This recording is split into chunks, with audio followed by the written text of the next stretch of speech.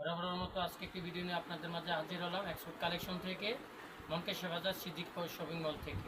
আজকে যে কালেকশনগুলি দেখাবো এক্সপোর্টের মধ্যে অরিজিনাল চারটি কালারের একটি ব্র্যান্ড নিয়ে ইন হাউস হয়েছি আপনাদের মাঝে।